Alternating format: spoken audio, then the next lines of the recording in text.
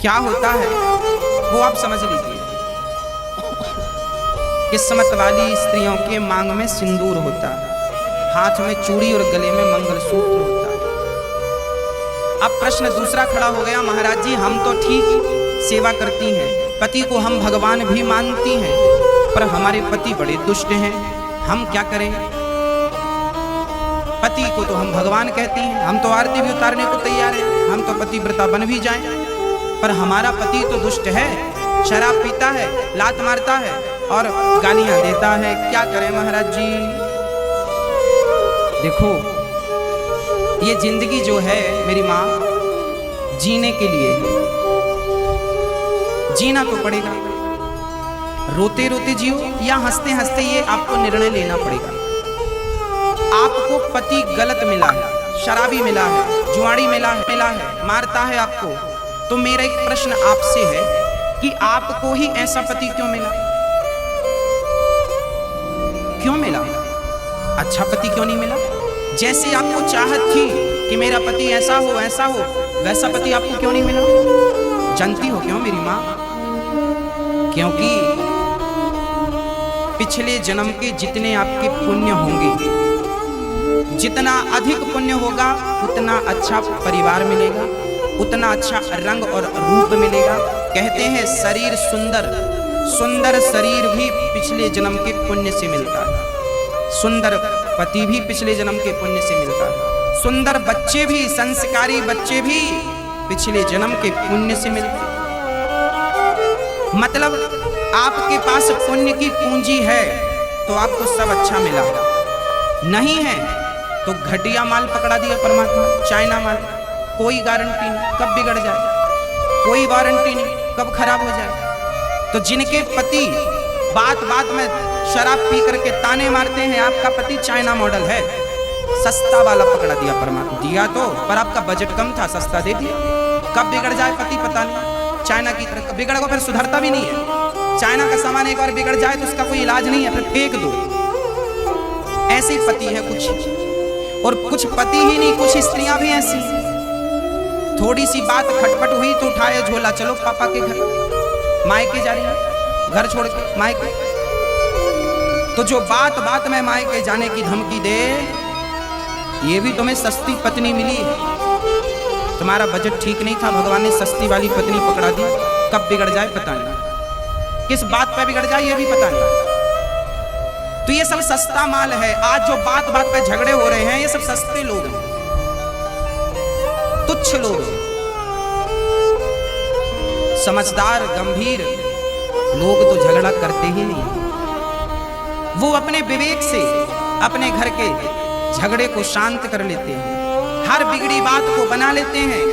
दूध फट जाए तो वो लोग घबराते हैं जिनको पनीर बनाना नहीं आता, जिनको पनीर बनाना आता है वो फटे हुए दूध से घबराते नहीं हैं, फट जाए तो पनीर बना लेते हैं, सदुपयोग कर लेते हैं। जीवन में वो लोग ज्यादा परेशान हैं जिनको रिश्ते निभाने नहीं आए, चलाने नहीं आए, वो आज बहुत परेशान है। पत्नी से परेशान, पति से परेशान, सस से परेशान, ससुर से परेशान, पड़ोसी से परेशान, देवर से परेशान, जेठानी से परेशान, बहुत परेशान। ये कौन लोग परेशान हैं? इनके पास थोड़ी भी बुद्धि होती, विवेक होता तो ये परेशान ना होते, अपनी बुद्धि से, अपने विवेक से परेशान ना होते, अपनी बुद्धि से, अपने विवेक से। अरे भाई, आज इंसान बंदर को अपने वश में कर लेता है, शेर को आपने सर्कस में देखा होगा, शेरों को लोगों ने वश में कर रखा है, हाथी को देखा होगा सर्कस में, हाथी को। इंसान ऐसी खोपड़ी का है कि वो हाथी को वश में कर लेता है, शेर को वश में कर लेता है, बिल्ली कुत्ते को वश में कर लेता है। आपने तीर्थों में देखा होगा, एक छोटी सी चिड़िया को लोग पिंजरे में बंद करते हैं, और आप जिस पत्ते को छूते हैं ना, चिड़िया उसी पत्ते को पकड़ के बाहर कर देती है, अर्थात लोगों ने चिड़िया को भी वश में कर रखा है। हाँ, ये इंसान काली खोपड़ी वाला ना सबको वश में कर सकता है। मैं आपसे पूछता हूँ, इंसान ने शेर को, हाथी को वश में कर लिया, तुम अपनी पत्नी को वश में ना कर सके, तुम अपने पति को वश में ना कर सके, तुम अपने परिवार को वश में ना कर सके, तो कमी किसमें है? दूसरों पे उंगलियां उठाने से पहले हम ये देख लें कि बुरा जो देखन मैं चला, बुरा ना मिलिया कोई। जो स्त्री ये कहती है कि मेरा पति बुरा है, पति बुरा नहीं है, अपनी बुराइयां ठीक करो। जो कहते हैं पत्नी बुरी है, पत्नी बुरी नहीं है, ये देखो कि एक उंगली यदि आपकी तरफ है तो 3 उंगली हमारी तरफ इशारा कर रही है, वो 1% बुरा है, तुम 3% बुरे हो। हम जीवन में अपने घर को स्वर्ग तब बनाएंगे जब हमें किसी से शिकायत नहीं रहेगी। पत्नी को पति से शिकायत ना हो और पति को पत्नी से शिकायत ना हो, माँ बाप को बच्चों से शिकायत ना हो और बच्चों को माँ बाप से शिकायत ना हो। मतलब हम शिकायत रहित जीवन जिएंगे तो घर स्वर्ग बन जाएगा। और शिकायत भरा जीवन होगा, पत्नी को हमेशा पति से शिकायत है, फिर वो घर के रिश्ते ज्यादा चलेंगे नहीं, टूट जाएंगे। हाँ, और आज लोगों में अकड़ इतनी ज्यादा है कि लोग झुकते ही नहीं। रिश्ते टूटे तो टूट जाएं, पर झुक करके बचाने की क्षमता खत्म हो गई है। बाल्टी जब कुएं में उतरती है ना तो झुकती है तो भर के आती है। झुकोगे तो रिश्तों को बचा सकोगे, नहीं झुकोगे तो रिश्तों को तोड़ लोगे, बसे बसाए घर को फोड़ लोगे, आग और लगा लोगे घर में। बिगड़ी बात को बनाने का अभ्यास करिए। अच्छा, मैं कई बार सामान्य बातें देखता हूं, पति एक बात बोलता है तो पत्नी को सहन नहीं होती, पत्नी भी कुछ बोलती रहती है। पति ने बोला है तो पत्नी जरूर बोलेगी। मैं आपसे पूछता हूं, पति ने आपको अपशब्द कहे, माना कि पति ने आपको गाली दी, माना कि पति को नहीं कहना चाहिए था वो शब्द भी कहा, तो क्या आपने उन्हें जवाब देकर क्या आपने सही किया? चलो वो दुष्ट है, आपको गाली देता है, आपके साथ अत्याचार करता है, पर आप क्या चुप रह करके सहन कर रही हैं, बर्दाश्त कर रही हैं? नहीं ना, आप भी बोल रही हैं, आप भी प्रत्युत्तर दे रही हैं। क्या आपके उत्तर की आवश्यकता थी? नहीं ना। भक्तों, झगड़े तब बढ़ते हैं जब मैं गाली दूं, आप सुने और आप भी गाली देने लग जाए। झगड़े वहां खत्म हो जाते हैं जहां मैं तो कहूं पर आप कुछ ना करें। आपके अंदर सहनशीलता यदि है तो आप बहुत अच्छे गृहस्थी हैं, और आपके भीतर सहनशीलता नहीं है तो आप बहुत अच्छे वाले गृहस्थी नहीं है, टेम्परेरी गृहस्थी। आज आपकी गृहस्थी है, कल नहीं रहेगी, लिखवा लीजिए हमसे। यदि आप सहनशील नहीं हैं, आप सहनशील हैं तो आपकी गृहस्थी आज भी है, कल भी रहेगी। और आपके अंदर सहनशीलता नहीं है तो आज गृहस्थी है पर कल नहीं रहेगी आपकी, क्योंकि आपको सहन करना आता नहीं है, तो सहन करना पड़ेगा। गोस्वामी तुलसीदास जी की पत्नी से मिलने गए। गोस्वामी जी, सुनो, रात को आए हैं तुमसे मिलने, तुम्हारे बिना जी नहीं लग रहा है। सांप को ही रस्सी समझकर कुटिया पे चले गए, उनके कमरे में चले गए। पत्नी ने क्या जवाब दिया? पत्नी ने कहा, जितना दिल मुझसे लगाए हो इतना भगवान से लगाते तो भगवान मिल जाते। लो, गोस्वामी जी को पत्नी ने ये जवाब दिया। अब बताओ, क्या गोस्वामी जी की पत्नी को ये जवाब देना चाहिए था? पति आया है मिलने तो स्वागत करो, सत्कार करो, पानी पिलाओ, पूछो कैसे आना हुआ, ये थोड़ी कि आए हो हमसे मिलने। पर ठीक है, गोस्वामी जी ने अपनी पत्नी के उस शब्द को गुरु मंत्र मान लिया और अपना जीवन बदल लिया। पर आज का हर आदमी तो गोस्वामी तुलसीदास नहीं बन सकता। बनना होता तो गली गली में तुलसीदास नजर आते, रोज तो अपमान सह रहे हैं बेचारे। हाँ, वो थिंकिंग गोस्वामी जी की थी, सबकी तो नहीं हो सकती। महाराष्ट्र के संत थे, नाम था तुकाराम जी। संत तुकाराम जी की पत्नी बड़ी दुष्ट प्रकृति की थी।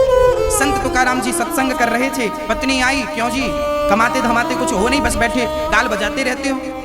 2-4 भगत बैठे थे। पत्नी ने कहा, सुना, उठ के चले जाओ घर, तुम्हारे कोई काम धाम नहीं, निठल्ले बैठे रहते हो यहाँ।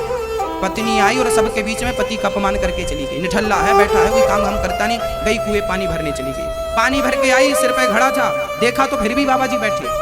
बड़ा गुस्सा आया, बात नहीं मानता, पूरा घड़ा भरा भराया पति की खोपड़ी में पटक दिया। ले, पति मुस्कुराते हुए बोला, देखो जी मेरी पत्नी कितनी अच्छी, पहले तो आई बेचारी गरज गई, बाद में आके बरस गई। बादल तो गरजते हैं बरसते नहीं, पर मेरी पत्नी तो गरजती भी और बरसती भी बराबर है। ऐसी विपरीत पत्नी को पाकर भी तुकाराम जी भगवान का धन्यवाद देते थे। विपरीत थी पत्नी, बिल्कुल अपोजिट थी। एक दिन तुकाराम जी से कहा, जाओ कुछ कमा के लाओ। तुकाराम जी गए तो एक खेत में गन्ने की कटाई चल रही थी, तो गन्ने तोड़वाने लगे। तो खेत के किसान ने 4-6 डंडे गन्ने के दे दिए। बाबा जी तुम भी चूसना। बाबा जी 4 डंडे कंधे पे दबा करके ला रहे थे, तो बच्चे मिल गए। बाबा जी गन्ना दे दो, गन्ना। तो तुकाराम भगत आदमी थे, बड़े सज्जन थे, डंडा तोड़ तोड़ के बच्चों को दे रहे हैं, लो बेटा गन्ना चूसो, लो बेटा राम जी लो, श्याम जी लो, राधा जी लो, सबको दे। एक डंडा बचा। घर गए, पत्नी ने कहा, क्या कमा के लाए हो? लाठी बता दी सामने। उसको लगा लाठी मारने आया है। पत्नी ने छोड़ा कर बाबा जी की पीठ में जमाया वही गन्ना, और जब गन्ना पीठ में जमाया तो गन्ना टूट गया।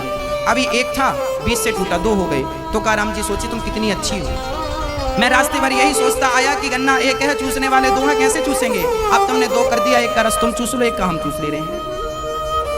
मतलब पत्नी ऐसी है फिर भी झगड़ा नहीं। देखो आप इतने सहनशील हो जाएं तो आपका घर स्वर्ग बन जाए। सहनशीलता इतनी हो। एक पत्नी ने अपने पति को कह दिया तुम जानवर हो, जानवर, 1 नंबर के। पत्नी ने कहा तुम जानवर हो, सबके बीच में कहा, पर पति बड़ा पॉजिटिव था, नेगेटिव विचारधारा थी ही नहीं, नेगेटिव सोचना नहीं उसको। पत्नी ने कहा तुम जानवर हो, पति ने कहा तुम ठीक कह रही हो, तुम हमारी जान, हम तुम्हारे वर बराबर जानवर, जान प्लस वर बराबर जानवर।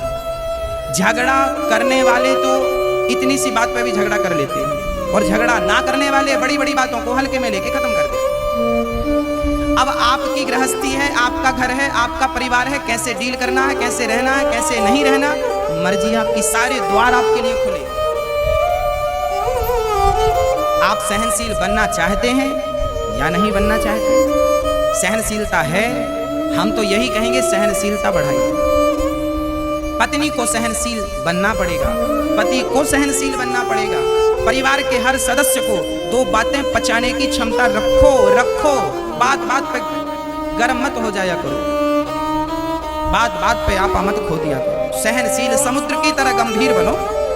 लाखों नदियां रोज मिल रही हैं समुद्र में, पर आज तक बाढ़ नहीं आई। और आपके पड़ोस की नदी में थोड़ा पानी गिरा तो बाढ़ आ गई। क्षुद्र नदी जल भरी तराई। थोड़ी छोटी नदियों में जल्दी बाढ़ आ जाती है, समुद्र में बाढ़ नहीं आती, क्योंकि वो गंभीर है। वो इंसान को समुद्र की तरह बनना होगा। बात बात पर जो विवाद करे ये छोटी नदी की तरह है, और जो हर बात पे गंभीर रहे, गंभीरता से विचार करे, वो समुद्र की तरह। हमें समुद्र की तरह बनना, गंभीर बनना।